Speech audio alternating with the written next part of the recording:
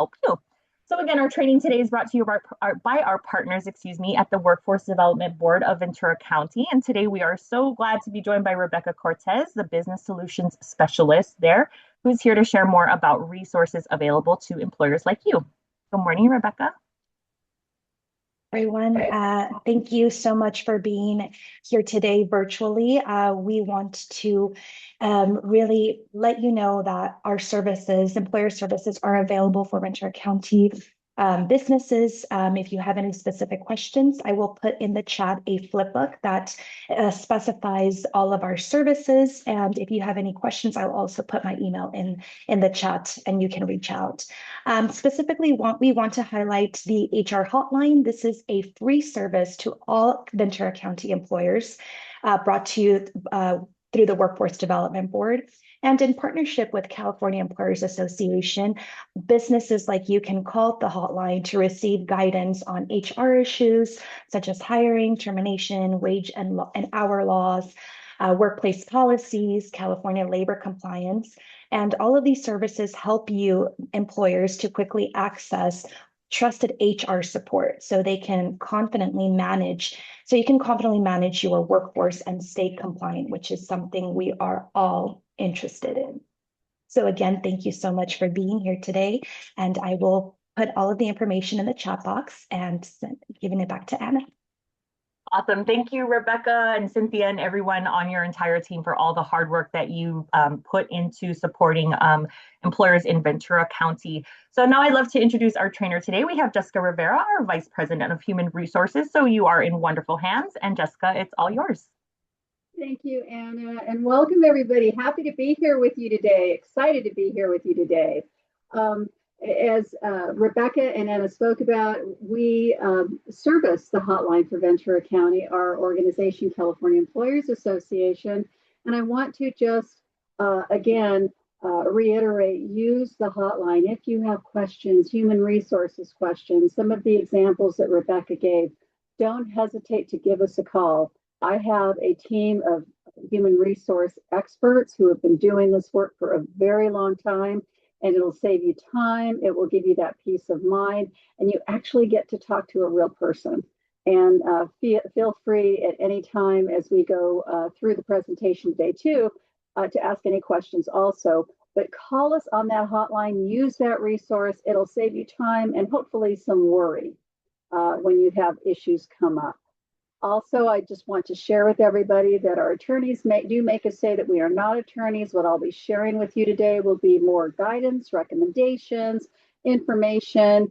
And if you find that you have a need for legal support, even when you call us, because our hotline is human resources subject matter experts, but even if if you call us and we find, gosh, you really need to have legal counsel for this type of a situation, we'll let you know that.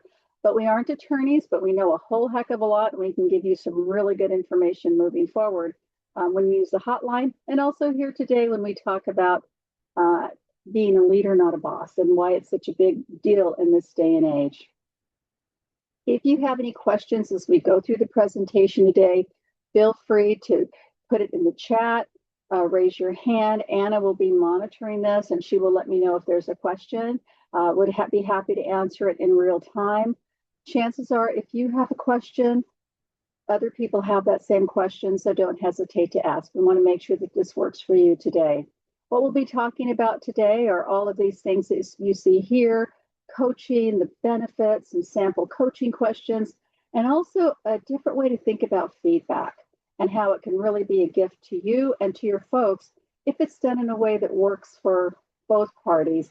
We've all had feedback over the years that's probably been given to us, probably not in the best way, and we still remember a lot of it, but hopefully today we'll talk about a few things that could be really helpful for you. So for just a moment, I'd like to ask you to just think back for a moment on the worst boss you ever had. And I don't want you to put the name or anything like that in the chat, but the question I have for you, when you think about the worst boss you ever had, what were those things that come to, what are those things that come to mind for you when you think about the worst boss I've ever had? If you could just take a second in the chat and just jot down, just for a second, just in general, what was it? bad communicator, this, that. What was it for you? What were those characteristics? I'll give you just a moment to do that.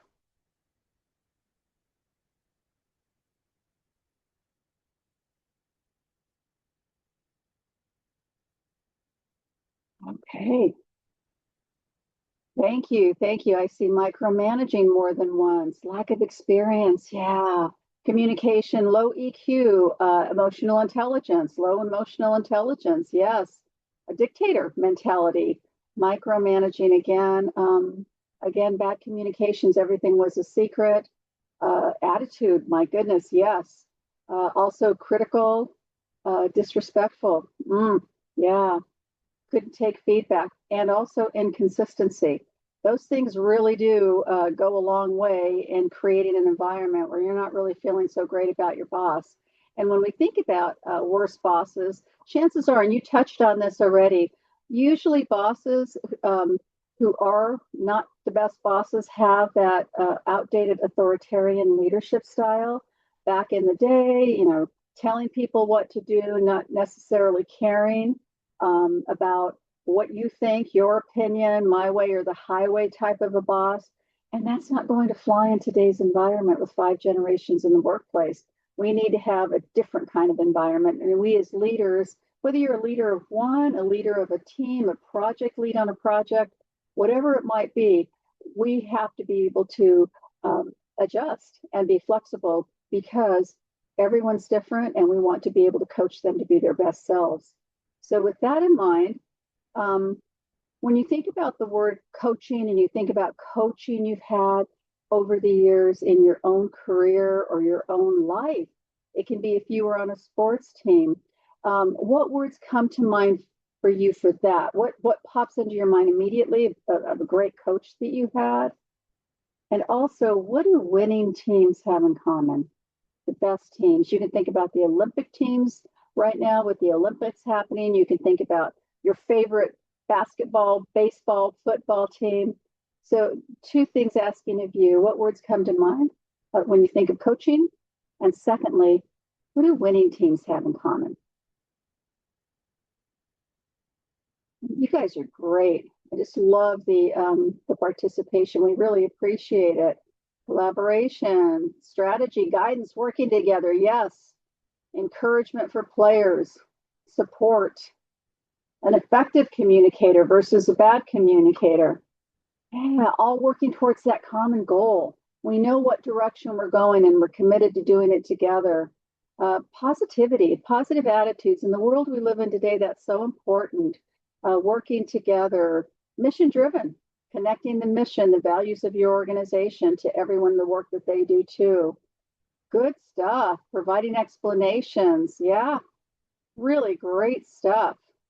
Good. Thank you. Thank you. Thank you. And good follow through. That's important too. Yes, actions do speak louder than words. So as we think about this, we think about coaching, we think about winning teams and what they do have in common, and thinking about your favorite team, whatever it might be. Some things to think about: coaching people to success, how that comes into play. So if you take a look on the left-hand side, this is what coaches do. And you touched on some of this already. They tend to talk 20% of the time versus 80% of the time. When you're coaching people, when you're coaching your folks, you really want to listen to what they have to say and pick up on some of those clues and cues that they may give you that help you to better understand them. So we want to listen a lot, ask questions, and we'll talk a little bit more about that. But asking those questions that allow them to reflect and think about things too in a different way, perhaps. If you're coaching on an issue, you want to explore that further. One of you mentioned in the worst bosses, critical. Well, if we only look for what's wrong or only talk about what's wrong, we're never really going to understand from our employees what they need from us.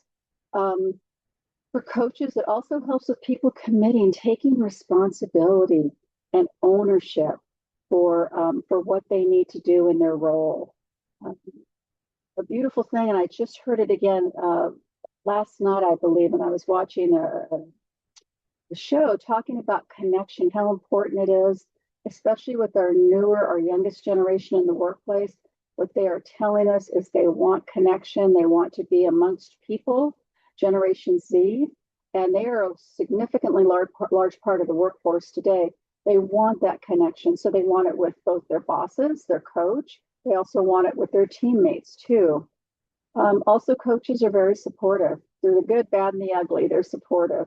And when you have a coach, it takes you from just the day-to-day business as usual to actual transformation, where you can see things that maybe you never thought were possible, where they are able to open your eyes to some things that they see in you that, gosh, I never thought that was even noticeable, because I didn't even realize it myself. But just some of those skills or those characteristics that you demonstrate that show that you have a lot of potential, and we only use on a regular basis in corporate America or in American businesses, we only use 20% of people's potential. Only 20% of an employee's potential is used at work. Can you even imagine what would happen if we could raise that to 30, to 40, to 50, to 60% of their potential? What could happen? It could move mountains. So as we think about coaching, and then you look at the other side of this on bosses, I won't go through every single one of these, but you take a look and it's not that connection. It's not that support. It's not trying to help you grow. It's more about just the transaction. And back in the day, that was the mentality for a lot of bosses. You know, we learn as much from our good bosses as we do from our bad bosses. And perhaps some of you learn some things from bosses that maybe weren't the most effective, that you've learned to adjust now in today's work environment. But if you do, Gallup does a lot of work around this. And they do say, you know, you give up bossing and take up coaching, you're really going to like the results, because you get that dedication, that commitment, and that accountability that I'll talk a little bit about. So here's some lessons that several of us have learned over the years, myself included. I remember when I was first promoted as a supervisor many, many years ago, and I was just so full of myself. I just thought I knew everything. And you don't. We're always learning. Even today, we're still learning and adjusting to the needs of the marketplace. But these are some of the things that we've learned not to do is a lack of flexibility, whether it's interviewing people, working with our generations in the workplace. It's so important for companies today and for coaches to have that flexibility, to understand that we all have lives and things happen. And even if you're coaching someone and maybe you had reached an agreement, but something happened, that you may have to adjust that timeline. But that flexibility is so important. So we want to have that. We don't want to be so stringent that it causes issues. Some of them, again, you mentioned that when I asked you to talk about your worst boss, not taking feedback, the inconsistency, right? I treat one person one way, I treat someone the other way, or I treat situations differently. You never really know what to get from that boss. Another big one that we hear a lot too is looking for what's wrong versus what's right. Like with anything, awareness is half of any battle. So if I'm just looking for what's wrong, I'm going to find a whole lot wrong with someone or with a team or with the work product. Yet if I'm looking for what's right, if I'm looking for those opportunities where things are going well, I'm going to see a lot more than if I don't. Also, making sure too that, am I always criticizing? Am I just coaching people to tell them what's not going well, or am I using the opportunity for both and really have a balanced approach when it comes to coaching? I don't want my people to dread every time I give them a call or I walk into their office. I want to make sure that, you know, we have a good relationship, a strong relationship through the good, bad, and the ugly, because I'm going to invest in my employees as much as I possibly can. I want them to do their best. This is a really interesting and meaningful description or an illustration when we think about teams. And it's based on Patrick Lencioni's book, The 5 Dysfunctions of a Team. And he talks a lot about high-performing teams, those teams that really reach great heights, get great results, make things happen for an organization, versus dysfunctional teams, those that just aren't gelling, aren't working well together, look at the blame piece that we talked about earlier, that one of you mentioned. But when you look at the high performing team and you look at the dysfunctional, the foundation of any team is trust. Do you have trust? Are you building trust? It's hard to earn people's trust and it's very easy to lose it. And so when we think about environments with high trust, true trust, people are allowed to speak. They feel they have a voice. They can bring up a concern without fear of repercussions or retaliation. Team members support each other. I don't worry about my teammates taking care of things, or helping me, or if I fall down, or if I fail, or I make a mistake. I don't worry about them looking at me as a failure because they're there to support me as I am with them. And that's how you want your teams to be, that true trust with each other, supporting each other, having each other's back. And then also leveraging strengths for your team. Who are your people on your teams? What do they do the best? When you coach people, finding out what is that thing that you do here, or those things that you do here that you really know you do them well, you enjoy doing them, and you get recognition for them. So leveraging those strengths for your team. Coaching is about looking for those strengths and really putting people in that place or position or that role where they can reach more potential than the 20% that I mentioned before. On the other side of it, if you're finding in your culture or in your workplace, people are afraid to ask for help because they don't want to look like they don't know what they're doing, or even if you're new, if they're hesitant to ask for help, then you've got some concerns that you want to talk about with your team, or they don't talk about what I don't know. There's no one who knows everything, no one at all. And just being able to say, gosh, I don't know that. Let me find out for you. Or I know that Anna may know that, or Rebecca may know that. Let me check with them for you. But dysfunctional teams, they conceal weaknesses. They won't admit it. And sometimes it's the ego that gets in the way too. Oh my gosh, I can't look like I don't know what I'm doing, or I don't know my job.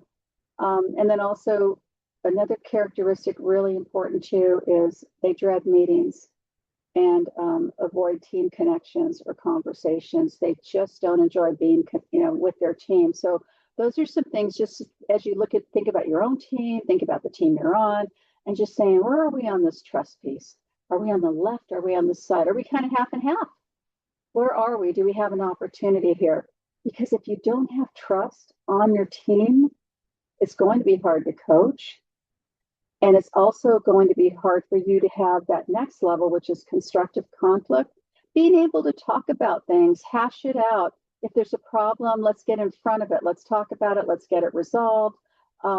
Not worry about unhealthy conflict, but really healthy conflict is so important. Dynamic dialogues are really good on a team. And it's so helpful because you can get things done so much quicker when it's okay. It's okay if I disagree with you. It's not okay if I disrespect you, but it's okay if I disagree, as long as we do it professionally, respectfully, and we're all committed to the same goal. That's incredibly important for a high performing team. When you can do that, then you get to commitment. I've had my say, I've been able to talk about things and share my opinion. Maybe we're not going to go with my thoughts, but that's okay. It's just no today. Tomorrow it may be another day, and it may be yes. Then you get to commitment, but I'm still aligned behind what we decided because I had my say. I was able to align on what we have to get done and talk about it with my team, to accountability, which is I am responsible. I own it. I'm going to own my part and do my part, hit the deadlines, do all of those things to the results, which we want to see from all of our teams. Really good results and hit our targets, hit our goals. So, and I recommend, if you haven't had a chance to read any of Patrick Lencioni's books, they're really easy reads. I love it because they're quick reads. You can read them on one short plane trip, but he tells stories and gives you great examples and ideas too for your own teams. Some of the lessons that I've learned as a coach too, and I've coached for many, many years. I coach at all levels of a company.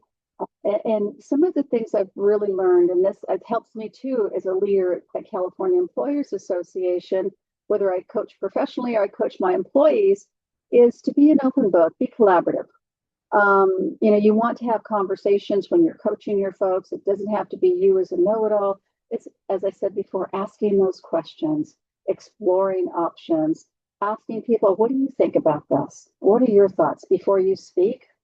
But be an open book, and don't be afraid to talk about some of your own experiences too, your own successes, but also just as importantly, some things that didn't go as well as you thought they should have, or you feel like they failed. We learn from our mistakes and our failures, and those can be very powerful when you're coaching your own folks. Sharing information, you touched on that. Everything's not a secret. There's so much information we can share with our folks so they just kind of have a clear picture of what's ahead for them. And some things we can't share, and that's okay. We can say, here's what I know about it today.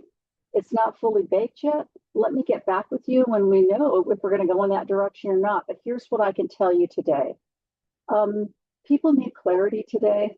We live in a world with so many messages coming at us and a lot of mixed messages. I just want to know what my coach says to me is something that I'm absolutely certain of, that I'm clear, I understand it really well.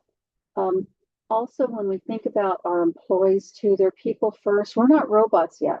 We are not robots, and hopefully won't be for a long time. But remember, employees are people first. And people have emotions, they have desires, they have worries, they want to do well. I've never met someone who comes to work and tries to do poorly. That's their intent. No, people intend to do well and stuff happens, but remembering that they're people first. Also, feedback. When we do feedback, we want to talk about feedback in a way that look ahead the next time something like this happens. We can always talk about maybe somebody misstepped, maybe they made a mistake. I guarantee you, most people are going to beat themselves up more than we ever will as leaders because they care about how they do and they feel bad if they do wrong. So, having a conversation like, how do you think that went? And they're going to share with you how everything went. They're going to tell you that they know that they perhaps made a mistake. Excuse me, I'm sorry. For some reason, my screen just changed on me. Bear with me for just a moment. They're going to share with you when they've made a mistake. And, just listening and asking them, how do you think it went? And then in the future, let's try doing this. Let's move forward and do this if we need to. So thinking about feedback, not just in the moment of what may have happened, good or bad, but also in the future, let's make sure that we do this, this, and this so that it can come out even better for you next time. And then be open to feedback. As a coach, as a leader, you want to be open to feedback. Do we always like to hear feedback? No. We're human, right? But if we hear feedback like, gosh, Jessica, you're not really communicating enough. We need to hear more from you. We need to hear more about this project or that project. Feedback really is a gift. And if we can take it that way and even ask for feedback and say, give me any feedback. I'm trying to work on maybe communicating some more on this particular project. And I want to know if it's enough or if it's, if it's too much. But give me that feedback. When we invite it, we are pretty much giving people permission to give us that information and they're willing to do it. If it makes us better, we're teaching people how to be too. If you're a leader and you lead a team, if you're open to feedback, your team will be open to feedback also. So these are just some of the lessons I've personally learned as a coach. Many of us have learned and other leaders have shared with me too. Motivating people, energizing them. Now, I like to work hard, play hard, and I like to celebrate as much as we can, even those milestones, their birthdays, anniversaries, remembering people and their families, what's important to them. Those are all really important to folks.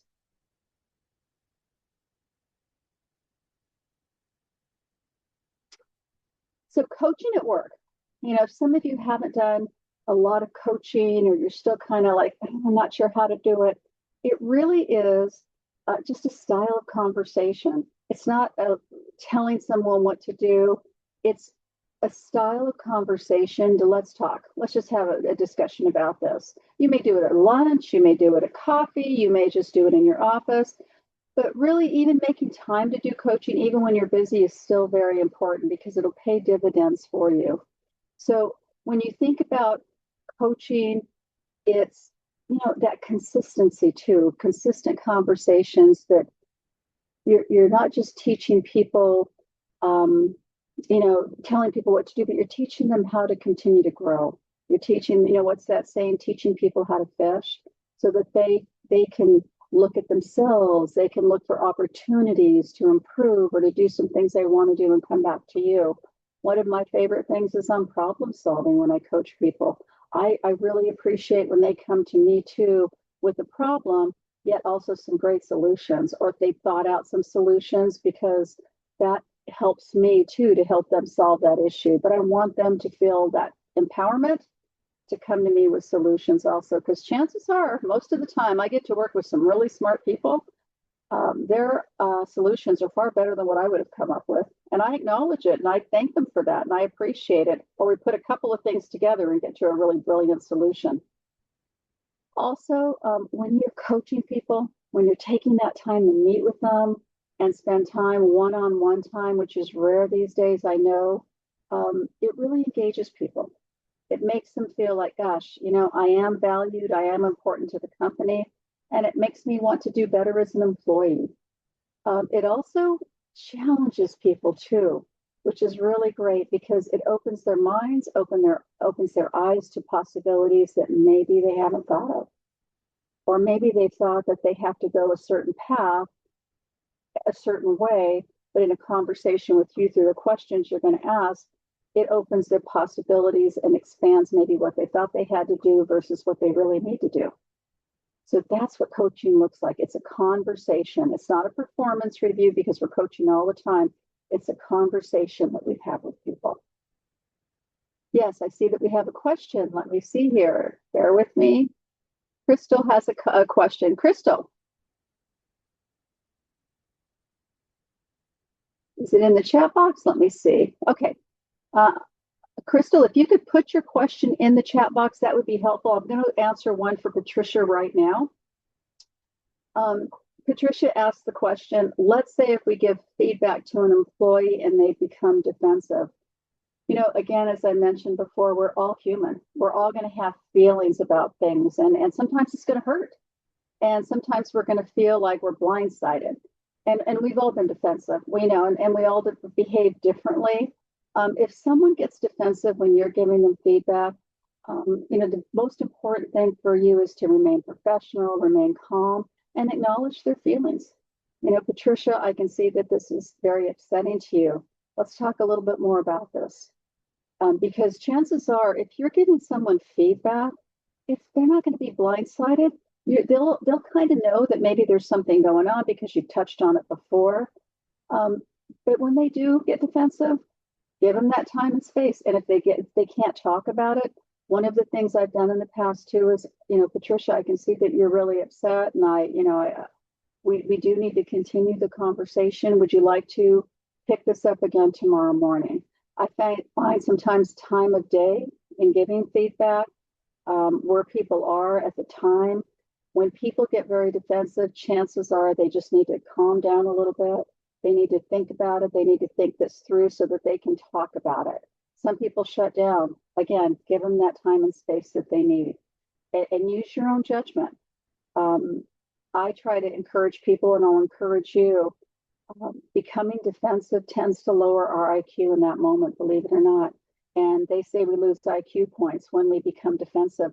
When we think that we can't come up with something to say back, or we can't think of the right thing to say, it's because usually we're defensive, and it does lower our IQ. So just a tip for all of you too, if you find you get defensive.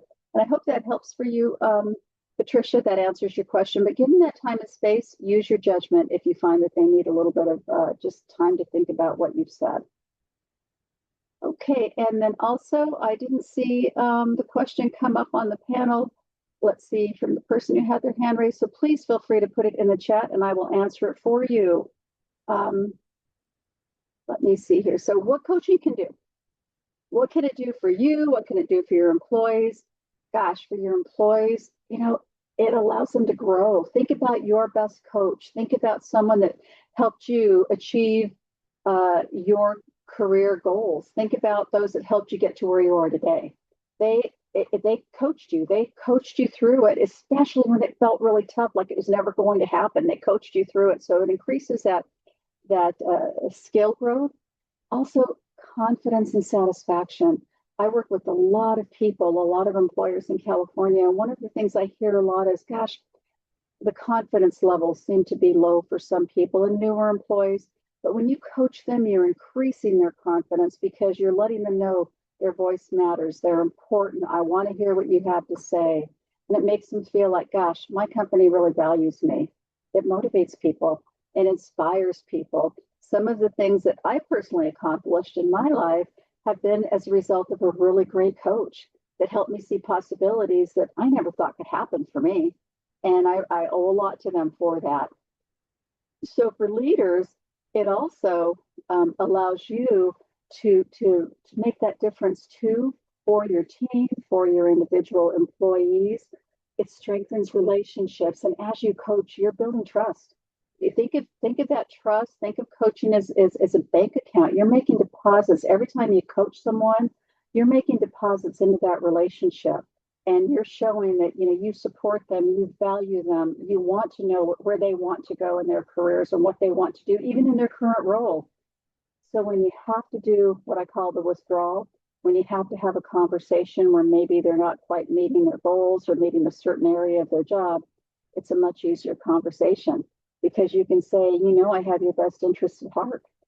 Because you talk about coaching in a positive way, you give them feedback in a good way. All of those things are important in that relationship. You're able to coach, and even when it's the tough coaching, the tough love, you can do it because you've already demonstrated how important they are to you and how important their success is to you.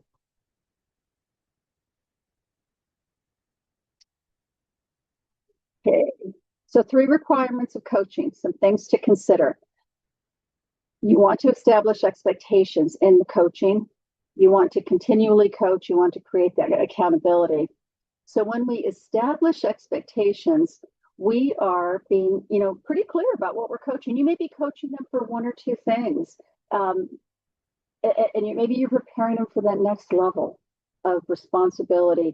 Maybe you're going to be giving them some additional duties, and you want to be able to coach them to that. So you want to be clear on the expectations of what you're coaching towards. You want to connect it back to whatever you're trying to achieve. So let's just say, for example, Rebecca comes to me. She's been working with me for a while. She's never really said she wanted to be a leader in the company. But now that she's been able to do some things in her personal life, get her education, things that were really important to her, finish up her degree, whatever it may be, or a certification. And now she wants to talk about that ability to be a leader in the organization. And she wants to talk and be coached on how do I get there? What do I need to do? So I may be coaching Rebecca on just a couple of things those next steps for her to not only get exposure to the rest of the company, so she'll have other leaders supporting her, but also give her some opportunities to lead. Give her some opportunities perhaps to lead a project, an opportunity to lead an event or a committee or something along those lines. And I'm going to be very clear on that when I coach Rebecca and say, gosh, Rebecca, here's a great opportunity coming up. I want to give you that exposure and that experience to do some leadership so that you can kind of get a feel for it too and see how that feels. And we're going to agree on certain things that are going to happen within that experience that we're going to do. And we're going to write them down, whatever that standard operating procedure is going to be. And Rebecca's going to say, here's what I commit to. I will do A, B, C. And I'll say, gosh, that sounds great. I'll also be here and you come to me for whatever you need, but I'll also give you feedback. And I'll also get feedback from other leaders as we work through this. So setting those clear expectations can be really, really helpful when you're coaching people. Remember, we're continually coaching, but you want to coach towards whatever they need. Maybe Anna tells me I want to improve my communications. And here's where I feel like I really need help. So we'll focus in on that. We'll connect it to why and how she wants to do that, how she wants to show up in the company. And what I can do to support her, perhaps giving her opportunities to get additional training, join a program that could help her to enhance her communications. But, it's a mutual discussion, both in support and what they're trying to achieve. So make it as clear as you can and make sure you don't do too much. Because again, you're continually coaching. Once you finish one goal, there's going to be another opportunity that you're going to want to coach someone on too, or that they'll want you to coach them on. And as I mentioned before, we continually coach. When we do feedback to someone, we want to make it very specific. And when I talk about feedback, folks, I'm talking about the good too. Looking for those opportunities to say, gosh, you did a great job, Crystal. Oh my gosh, when you did that presentation, your slides were great, but what was even greater was your ability to connect with the audience on each of those points that you had to make. And here's an example. So being as specific as you can when you're giving feedback, or if it's the other way, Crystal, let's talk a little bit about connecting those dots and connecting to the audience when you are doing a presentation. Let's talk a little bit about that, because I think there's some things we can do to make it even more effective moving forward. So feedback should be very specific when you're giving it to someone, and don't include everything and the kitchen sink in there. It should be timely. And what I mean by that is if you can catch people as soon as possible after something has occurred, good or bad, it means a lot more and they remember it. And it's all about helping them grow, develop, and do their best work. Also thinking about how we've been given feedback in the past, sometimes leaders don't realize that when they're doing some feedback in front of others, it's not the best time to do it. Maybe you do it in private with someone if it's more of a critical nature or what they have to do better. We want to be tactful. We want to think about ourselves if we were being given feedback, how we would want to be treated. So making sure, I always believe, except for one employee that I have that does not like to be praised in public, I always want to praise in public and make a big deal out of it for people who have done some really great things. But when it comes to the critical type of feedback, or the feedback where we need to really dig in and get better, that I want to do in private. And then frequent check-ins. If I'm working with someone and they're working on their communications, they're doing a program, I'm going to be checking in. How's it going? What did you learn? Come and see me. Come and tell me every time you feel like something really went well that you're learning from the program. Or, I'll make it a point too. Gosh, I heard you, talking to that customer and you did a fabulous job. You really did. You were very kind, supportive, and really clear, and you were helpful to them, and they walked away so happy. So again, when we think about continually coaching, there's lots of opportunities to do that. So accountability is number 3, if you recall, creating that accountability. So when you set goals with someone, when you're coaching them, they have to meet you halfway. You can't do it. They have to do their share of it. You can lead them to what they need to do, but they have to follow through. So you want to make sure that they participate in that goal setting too, to make it realistic, make it relevant, and make sure that the timelines are reasonable too. And making sure they understand why we're doing it, what that outcome is, and how it aligns to them bringing even more value to the company. Again, I talked about this earlier, being flexible with goals. Things happen, maybe something happened at work and someone's working overtime a lot. They can't they can't finish the program as planned. They may need to postpone it a little bit, or they can't start it as planned. Be flexible with goals. But that culture of accountability is so important, because when I coach people, I want to make sure that they know what their part is, and they're going to do their part. I can't do it for them. I can guide people there, but I can't do it for them. So I have a question for you. It's a poll I want to do. And let me go ahead and bring that up real quick. How often do your employees participate in goal setting at your company? Let me go ahead and bring this up here. There we go. You could answer this for me. That would be great. How often do your employees participate in goal setting? So one choice.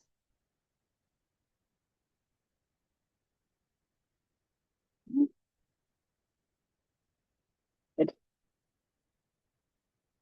A few more moments to finish up the survey, the poll.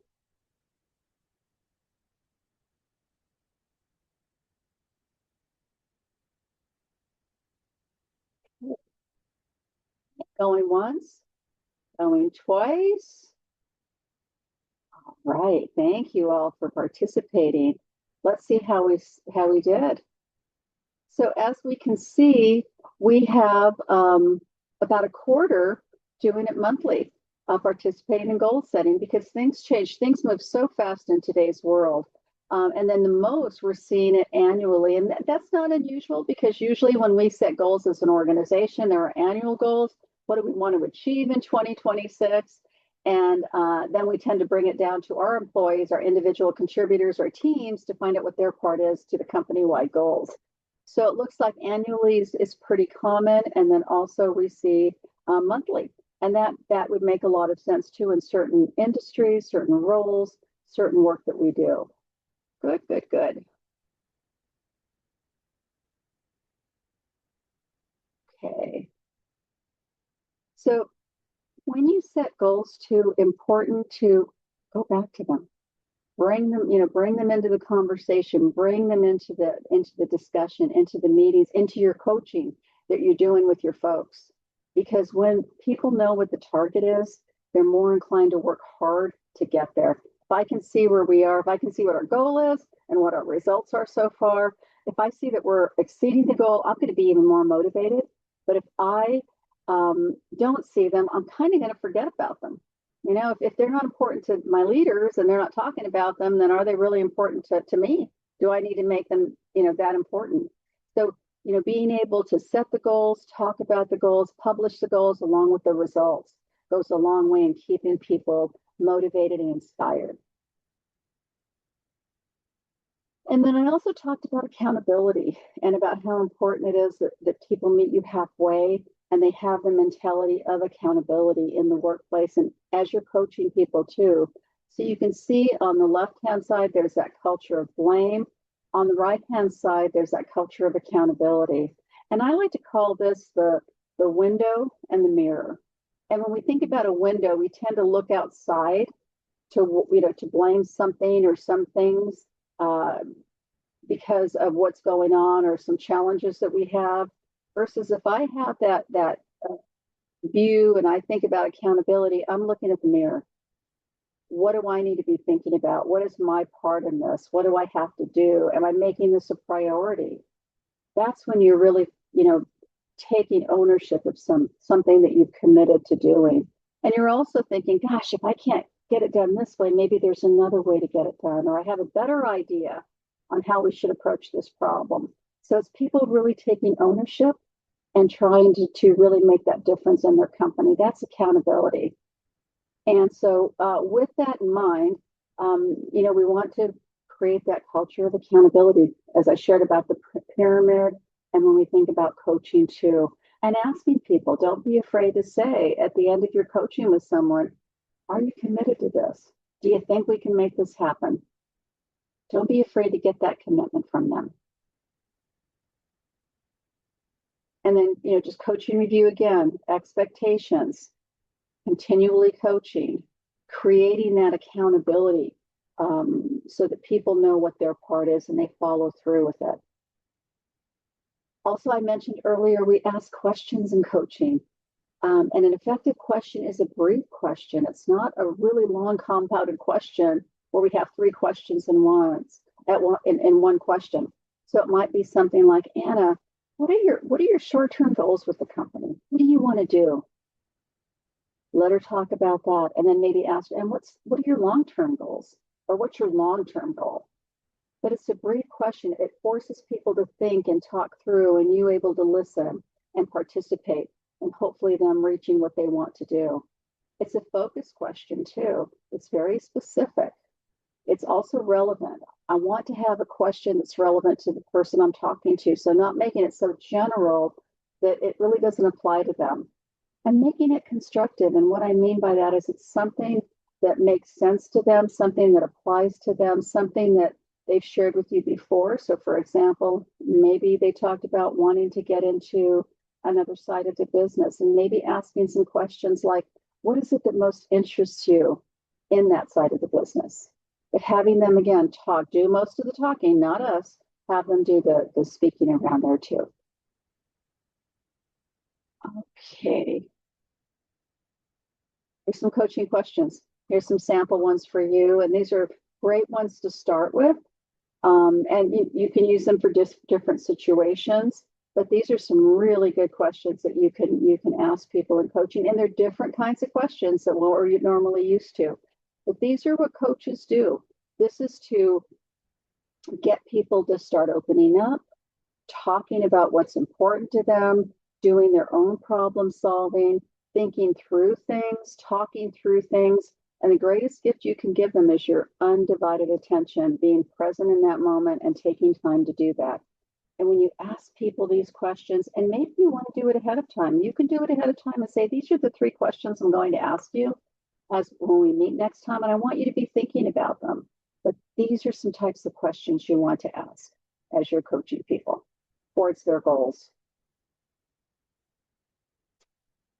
And, sometimes we find, and I hear this a lot, how do I start a conversation? I'm really uncomfortable. I hear this a lot. Sometimes people don't like to meet face to face. I'm not comfortable in a conversation. Can I just email it or text it, or I'm more comfortable this way? When we're coaching, we do want to do it face to face if we can, or via Zoom, so I can see your beautiful face when I'm coaching you or speaking with you. But here's some starters just to get you going. How are you doing? How was your weekend? What's on your mind? Last time we talked about this. What's in your mind today? One of my favorites is on a scale of 1 to 10. How happy are you with how last week went? Was it a yay or was it a How happy are you? How satisfied are you? You can talk about updates. What's the latest on that project you're working on, or what got in your way? What do I need to know so I can support you in removing barriers? Being able to give them that information to help them with that. And we do have a handout that we will send to you. It will help get you started in coaching too after this session. Also, this is important. And like I said, hopefully a lot of the coaching you're doing is helping people to continue to grow and learn, is addressing those performance issues. And those are the tough ones. I hear this a lot from people, but addressing those performance issues and just knowing, I don't care how wonderful a company is or how good we are as leaders, not everyone stays on the team. Sometimes when we're coaching people, we've done everything we can to help them reach success or to get to a satisfactory level of performance. Yet if I've given the training, the attention, opportunities, all of that, and it's not a matter of skill anymore, it's a matter of will. They're just not motivated to do it. They're not committed. I have to make sure that I take care of the rest of my team too, because they're hurting the rest of my team. So you want to work with HR on that, but not everyone stays on the team. Be clear about the issue. I talked about that before on performance, good, bad, or ugly. You want to make sure you're very specific. And if it's a performance issue, you want to ask those questions to see if there's something I should be aware of. That I wasn't aware of, help them find possible solutions. Maybe they can't get to work on time. Maybe they have a temporary situation with daycare or childcare. Are there some things I can do, if possible, to help them through this tough time? Develop a plan to move forward. Okay, here's what we're going to do, A, B, C. We'll check back in 3 weeks. Making sure you document that. Again, HR will help you with a lot of these things, and you can always call us for those who are, as Rebecca mentioned, the hotline, and we can guide you on that too. You're going to do follow-up meetings too with them. And this is a term we use at times, and we've heard this, the poop sandwich when you deliver this stuff. So when you think about that type of a delivery, you want to have, you want to have some positive in there too. Gosh, Anna, in the past, you've always been on time. You've taken care of our customers, and we've really appreciated it. And then in the middle, the past 2 weeks, you have been late 6 out of 10 days. And that's having an impact on the team. It's having an impact on our customers and our service commitments that we have agreed to do. And then you're going to want to say at the end, the other end of that sandwich, the last piece of bread is, I know you have it in you to do that. Help me understand what's going on, because I really want to make sure that we can see your success moving forward. So you think about how you've received feedback or coaching. We want to motivate people, and we want to have that balance when we give feedback. It's so important. And these are just some common performance issues that we all run into. You all know that they happen. We're humans and people go through life situations, or maybe they don't understand, or it's the work environment. But these are some of the most common performance issues that we see. And then here's just a quick scenario for you. We have a team meeting going on. Chris, our manager, dismisses a suggestion from Taylor, who's a newer employee, saying, "That's a ridiculous idea. You clearly don't understand how this works." Taylor looks quite embarrassed and withdraws from the conversation or the discussion. Let's say you are Chris's boss. How are you going to coach Chris? What will you say or do when this happens? Anyone, feel free to put it in the chat. What should we do with Chris?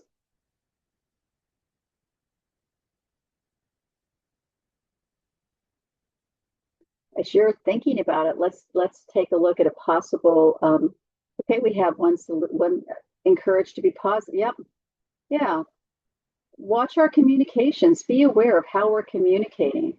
That can really be tough on someone who's new in the company, probably making them wonder, gosh, did I choose the right company? Being supportive, yes, all of those things, correct. So let's take a look at what another thing that we might want to do too and consider. We want to address it privately. Let's pull Chris aside. Let's have a conversation with Chris. Chris, we don't want to do that in meetings. We don't want to speak to each other that way. Ask him to think about. Chances are he probably realized the minute he said that, he or she, Chris could be either one, he or she realized the minute they said it that it was the wrong thing to say. So they probably maybe hopefully apologized. If he hasn't or she hasn't, let's get that accountability. Chris needs to apologize to Taylor, right? And then reinforce our values, who we are as a team, who we are as a company, who we are with each other, how we treat each other. But that would be a way to coach Chris and hopefully ensure that will never happen again.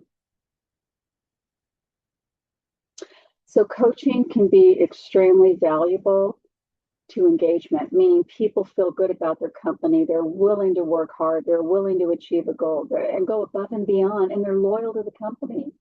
80% of employees who said they've gotten really good feedback, meaningful feedback from their teammates or their boss, they're fully engaged. Doesn't matter how many days they're in the office, they're fully engaged because it gives them that fuel to continue to do good work. It motivates and inspires people. And then these are 5 ways that feedback continues to be a gift. It connects us, keeps goals top of mind, encourages people to do their best work. It builds that trust that I talked about, right? The foundation of any team. And it can really prevent some big failures. If I give you feedback early on, I can hopefully, help you not make a bigger mistake moving forward. And it can really help us grow. And so important for all of us. We all want to continue to learn and grow in the months ahead. I want to just check to make sure. Good. Thank you. I see some great comments about the scenario that we had. Excellent. Thank you. So with that, invest in your managers too, because they're important. They drive that engagement. They're important in engagement, 70%. And people don't quit companies. They quit their bad bosses and managers. So keeping that in mind, and even even in a bad culture, a tough culture, a great manager can turn that around. And a great book is It's the Manager by Gallup. If you haven't read it, it's really a good read. So with that, here's some reference material that we have for you to consider, some of the things I talked about today. And there's a reason we want to keep our good people. There's a reason we want to coach, because companies who have that coaching culture, who take that time to do that, they're almost 3 times more successful when it comes to keeping good people, getting good people, and having people who want to be there and do great work. So I want to bring Anna back up to give us our information on our codes to close it. And thank you so much, Anna, and thank you all. And I'll take a few questions afterwards if anybody needs to stand and ask any questions at all. Thank you so much. Love it. Thank you, Jessica. I always love this training so much. I always get something out of it personally and professionally. So thank you so much for leading such an engaging training. And thank you all for such wonderful model engagement in the chat. I was very impressed for this hour together. But as we close out and send you off on your day, if you are here for continuing education credits, those codes are in the chat and I'll read them off for you just in case. HRCI code 734434. SHRM code is 26-HU53N as in Nancy. And again, that's in the chat. If you just scroll up about a minute, you'll see it. Also in the chat, right before I put the codes in there, are a couple of links I really encourage you to visit. One is that feedback, that link to that very brief survey that I mentioned at the top of the hour. You can either scan the QR code that you see on the screen now, or you can click the link in the chat that I provided for your convenience. Whatever adventure you choose, we hope that you'll take the minute to provide us with some feedback so that we can in turn continue to bring you peace of mind with these trainings. And then last but not least, speaking of trainings, our next training is coming up on April 14th. That is AI regulations and applications in California. This is a refreshed training for 2026. As you probably know, the world of AI is rapidly changing, seems like every day. And so that being said, we refreshed our training to make sure that we are meeting you where you are and where the industry needs us to be for you. So we look forward to seeing you there. Make sure that you register. Again, this is all compliments of our partners over at Ventura County Workforce Development Board. So thank you again to Rebecca, Cynthia, your entire team there for everything that you do for employers. And you see the hotline on your screen. We really look forward to working with you Monday through Friday, 8 a.m. to 5 p.m. On that hotline and working with you directly. And we'll see you at the next training in April. Have a wonderful day, everyone. Thank you for your time. Cheers.